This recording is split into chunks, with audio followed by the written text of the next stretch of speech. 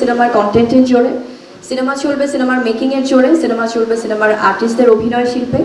So সব কিছু মিলেই যে কোনো সিনেমা আসলে তাদের আমার মনে হয় যে কোয়ালিটির কারণেই চলবে। আর আপনি যেটা বলছেন কারোর সাথে আমাদের কোনো কম্পিটিশন নেই। আমি আরেকটি কথা বলতে চাই, আমরা সবসময় সোসাইটিতে হয়তো ইদানিং একটি বার্তা পাই যে আসলে যে কোনো কিছু নেগেটিভিটি অ্যাভয়েড করে যাই। আমরা অ্যাভয়েড করতে করতে যদি আমরা কোনো ব্যাপারে কথাই না বলি, যেমন কিছুক্ষণ আগেও যখন অনেক উদ্দেশ্য প্রণোদিতভাবে অনেকে প্রোগ্রামটাকে একটু অন্যভাবে অন্যদিকে নিয়ে যেতে চাচ্ছিল, তাদের এই উদ্দেশ্যই থাকে কিন্তু যে কোনো সিনেমা আসলে সিনেমাটা কত ভালো চলছে সেটা কাভার না করে তারা কোনো না কোনোভাবে এটা নেগেটিভ প্রচারণা করবে। আসলে এরা কি সত্যি বাংলা চলচ্চিত্র প্রেমী? এটা আপনাদের কাছে আমার প্রশ্ন।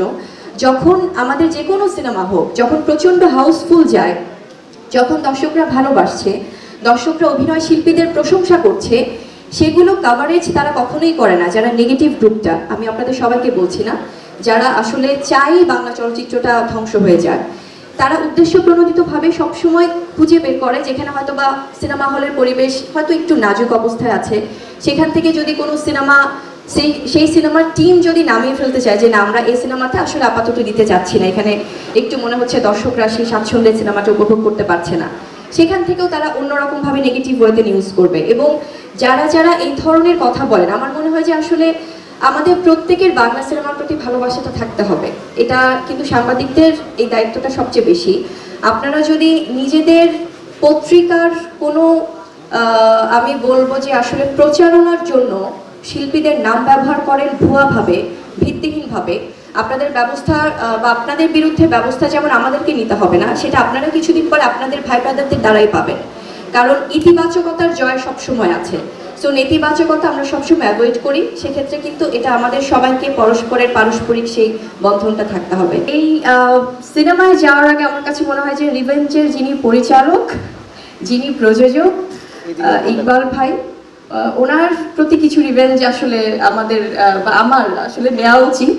কারণ যিনি আমি বলবো যে আসলে বরাবরই বিভিন্ন ধরনের মন্তব্য করে, সেটা বেফাস হোক, ভিত্তিহীন হোক, নানা ধরনের কথা বলে উনি বরাবরই আলোচনায় থাকেন এবং উনি ওনার শিল্পীদেরকে নানানভাবে আসলে আক্রমণ করেন। তো সেখান থেকে এই রিভেঞ্জটাকে প্রথমে নেওয়া উচিত কিনা আগে আপনারা বলেন, এটা কি নেওয়া উচিত? সো সেখানে আমি বলবো যে রিভেঞ্জের ব্যাপারটা আসলে, কারণ আমাদের অভিভাবক হচ্ছেন প্রযোজক পরিচালকগণ, তাদের জন্যই আমরা শিল্পী হিসেবে তৈরি হই। তো সেখান থেকে আমাদের অনেক আসলে ভালোবাসা বা সেই স্নেহটা আমরা আশা করি। তো সেখান থেকে যখন এই ধরনের কোনো ভিত্তিহীন কথাবার্তা আসলে আমরাও দেখি, সেটা খুবই কষ্টদায়ক, খুব খারাপ লাগে, খুব অস্বস্তিকর। কারণ আমাদের শুধুমাত্র আমরা সিনেমা নিয়ে কথা বলবো সেটা না, আমার মনে হয় যে we all are family. So সেই পরিবারের জায়গা থেকে আমাদের যারা সিনিয়র্স আছেন তারা আমাদেরকে সবসময় তাদের স্নেহে রাখবেন। আর ইকবাল ভাইয়ের সাথে আমি বলবো যে আমার যখন সিনেমার এই ক্যারিয়ার শুরুতে আমার শুটার করা হয়েছে, পাসওয়ার্ড করা হয়েছে, সিনেমা বিট করা হয়েছে এবং রিভেঞ্জও করা হচ্ছে। তো অ্যাজ আ প্রডিউসার আমি দেখেছি তখন তাকে ভীষণই সিনেমা প্রেমী একজন মানুষ।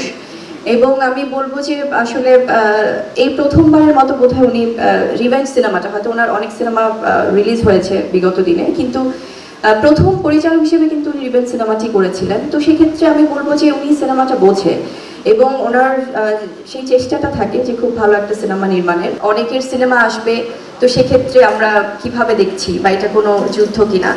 আসলে আমি যদি আমার কথা বলি, শিল্পী হিসেবে আমাদের প্রধান দায়িত্বই হচ্ছে দর্শককে বিনোদিত করা।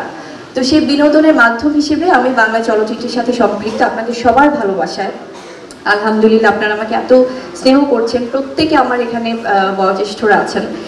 সো সেখান থেকে আমার মনে হয় যে আমি রিভেঞ্জ সিনেমাটা নিয়ে আসছি শুধুমাত্র আপনাদের ভালোবাসার জন্য। আর এই সিনেমা দিয়ে আমরা দর্শককে বিনোদিত করতে চাই। এখানে আসলে কোনো যুদ্ধ নেই, আমরা কাউকেই কোনো প্রতিপক্ষ ভাবছি না।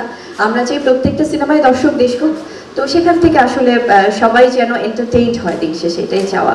আচ্ছা, আপনার কি মনে হচ্ছে এখানে কেউ হুমকি দিয়েছে? আমি কথা অন্যভাবে নেবার চেষ্টা করবেন না।